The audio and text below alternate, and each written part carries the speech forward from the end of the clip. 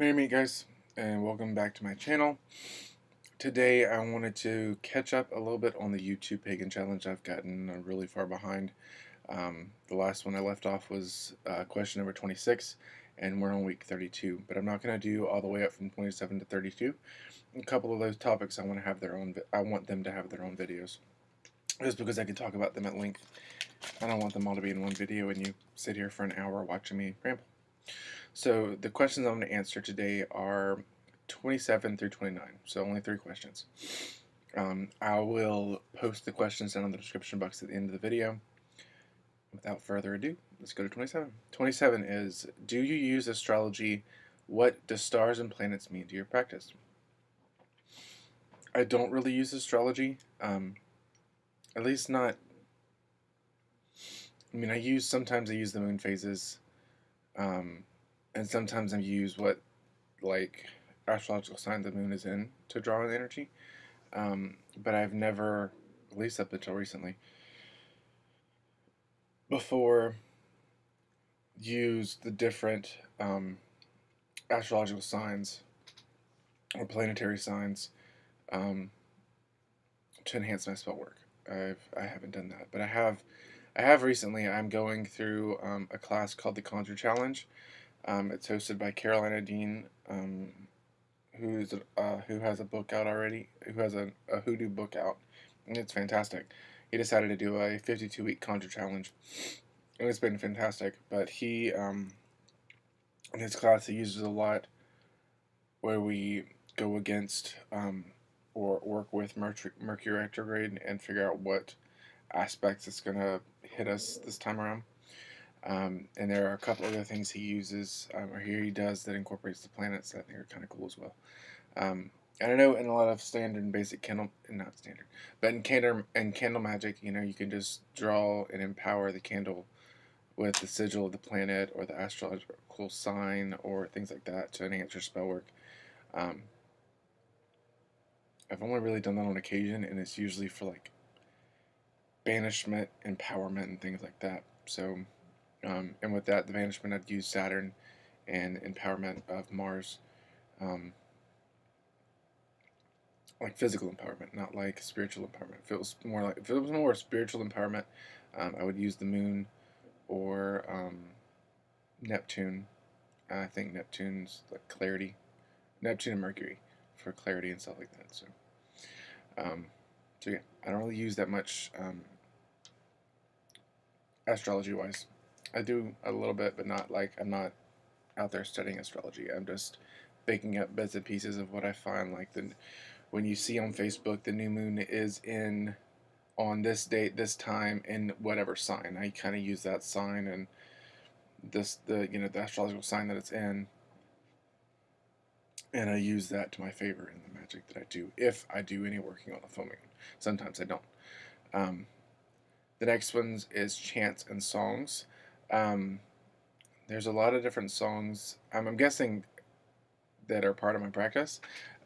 There's a lot of different songs. I don't really chant much unless it's a spell that I'm trying to repeat myself, or a psalm, or a prayer that I repeat to build power. There are the standard chants, like the elemental chant you can find on YouTube, hoof and horn, mother goddess chant, things like that you can find. I don't really use those to build power. I use chanting of the spell I'm doing. So I don't just say the spell one time. I say it a multiple of 3. So it could be 6, 9, 12, 15, 18, things like that. I could, depending on how much I want to raise power at. But I usually stick within the realm of 3. I could just say it just 3 times. But I usually don't ever say a spell, read it over just once. I usually do it, go through it, and do it again. Like, if there's different parts of the spell that, like, you light this candle and say this, and you light this candle and say that, I would say it 3 times, then 3 times, then 3 times, if that makes any sense.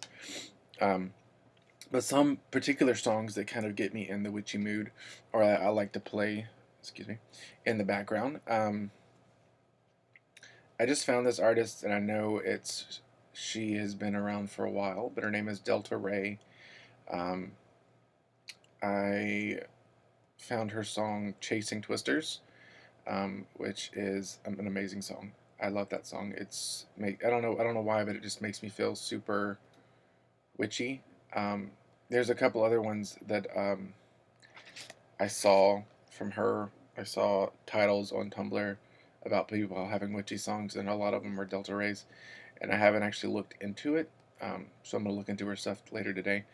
Um, but Stevie Nicks, of course, and I also think, sorry, I also think, Damn the Bard, Celtic Woman sometimes, depending on what I'm doing. I think Celtic Women are fantastic just to get you in the spiritual enlightenment mood, because most of their songs, they're not, none of their songs are hardcore. They're more slow, sometimes upbeat and uplifting, but they're slow and uplifting as well. They're just beautiful. Excuse me. Sometimes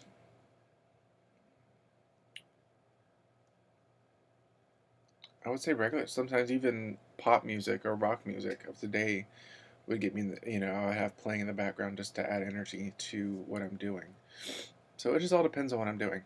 Um, Now, as for favorites, my favorite song, witchy song, is by Damn the Bard called Colgin Born.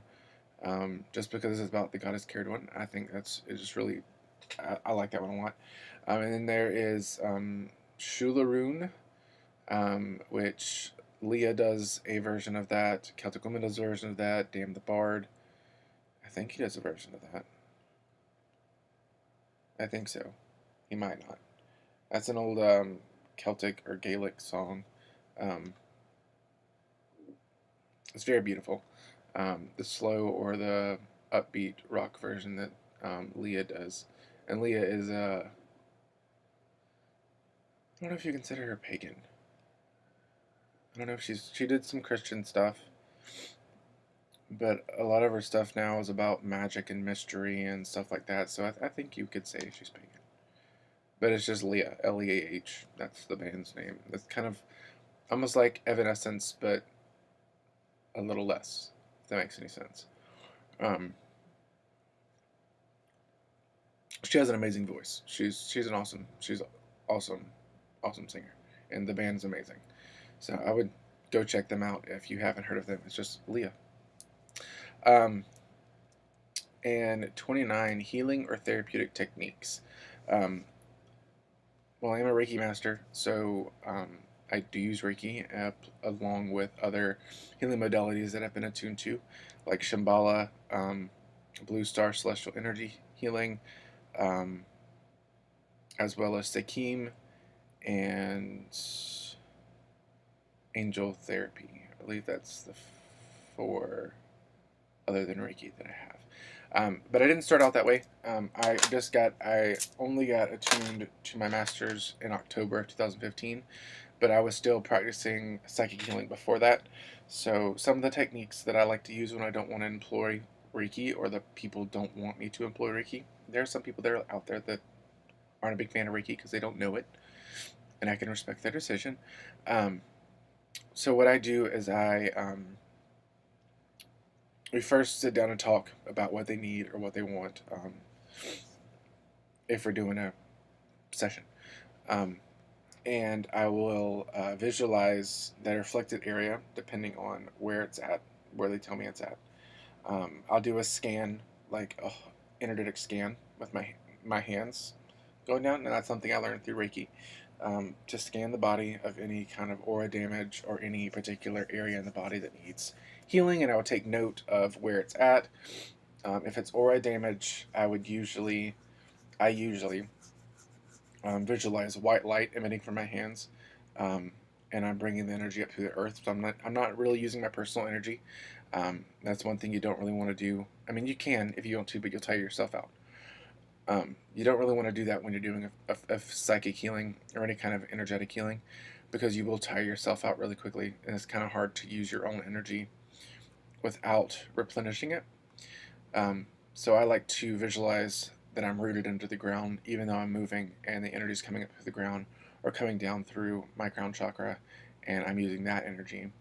and I'm transforming that energy into whatever color or whatever vibration I need. So for like if I'm healing the aura of tears, rips, holes, things like that, which can happen, or I'm getting rid of attachments or not cutting cords, but pulling cords. Um, I learned that cutting them's not that great, but pulling them's pretty good. Um, then I would use white to kind of get rid of all the nastiness, to kind of heal. Um, or sometimes I would use a technique that I learned from Charming Pixie Flora, or Flora Sage. I think she's called that now here on YouTube, from the Flora Sage Institute. Or I would visualize a rainbow energy going around the person, their aura, to heal whatever they need. Whatever they need, the colors they need, the vibrations they need, they would take, and whatever they don't, it would be grounded into the earth. Um, that's mostly for aura. I don't really do that for a specific part of the body, unless I'm doing distant healing, which I don't know what's going on. Then I'll blast them with the rainbow energies just to figure out what's going on and to try to get things going healing wise. But if there's like a particular area, like let's say they've gone to the doctor. I always recommend people don't come to a psychic healer or a Reiki master, whatever. Instead of going to a doctor, they should complement each other. Um, so if they've gone to the doctor and they want to work in complement to their medication they've gotten, let's say this person has like a chest cold and they want to get over it really quickly because they have something important coming up and they don't want to still be on medication and feel drowsy or feel sick or whatever. A cool technique that I found through study is the visualization of fire burning away any of the nastiness. And for that, I would do with the chest infection is I would visualize their lungs, over their lungs, and I would visualize fire or heat and steam, um, kind of going in and kind of cleaning out the gunk. And usually when I do this, they tell me they do feel a really warm sensation on their chest, and then when they get up, they start coughing, and that's um, getting the stuff out. So I usually, if I know they're gonna have if they tell me they have like sinus infection or chest infection, I usually have um, tons of tissue and tons of paper towels and stuff nearby, and then water for them to drink afterwards, so they can get out whatever they need to get out. And sometimes I even have a trash can if they have to throw up. Um, but that does happen. You have to get rid of the gunk that's stuck in your lungs, during a sinus infection. And I sound that way now because I think I'm about to have one, which sucks. But also another cool thing is if you have someone who has gone to a physical therapist, but like for like their ankle or their knee or their wrist or whatever, and it's swelling or there's a lot of inflammatory infection, not infection, but inflammation. There's the word. Inflammation. What you can do is you can visualize it freezing. So you visualize almost like an icy hot, but you're doing this with energy. So you visualize you can have your hands over it, or you can just look at them and visualize, because all in your mind, visualize that part of the body turning into a big ice cube for a while, and hold it as long as you can. And then once you get hold it more, release it, and it'll fade away. Because the longer you hold it, a little bit more powerful that visualization becomes. Another cool thing is if the only thing I've used this on two people, and this is another thing I found in a book. All these techniques I found in one of the healing books I've read, but almost like a taser effect, but not as powerful, of course, is zapping away the pain or the negativity, or the way the guy in the book used it is he kind of used that energy to reset the person's nervous system, um, which I thought was cool. I haven't ever tried it to that extent. I have used it my manager here, she lets me practice different techniques, healing techniques, energetic wise on her, when I come up with something new. So I've tried it on her. She said it made her feel almost like a wave, like she was going through waves, like I guess the waves of like electricity and stuff. For what I was thinking, or what I was visualizing. Um, I've done this on myself. I haven't done it on anyone else, so I wouldn't know how they would react to it. Um, but it does, like if you're feeling like super lazy, it does kind of like recharge you and get you back um, into like a more energetic pace, I guess you could say. And you can have that anywhere. It's kind of like an electric shock to your body. Um, you can visualize it. If you're tired, you can put it on the nape of your neck, where your um, cerebral cortex, I believe, is, um, and the start of your nervous system. You can do that there, and then visualize shocks going from your hand and going through your system, going through all your body, and kind of waking you up. You can do something like that. Um, or you can, if you're having a really bad pain, let's say in your wrist, you've been typing all day, and icy hot or ice and or fire and ice aren't really going to work.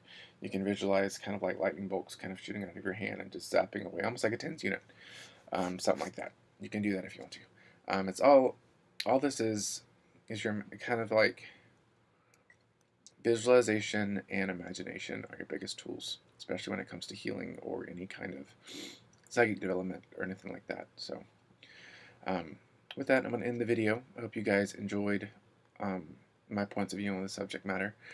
And until next time, many blessings.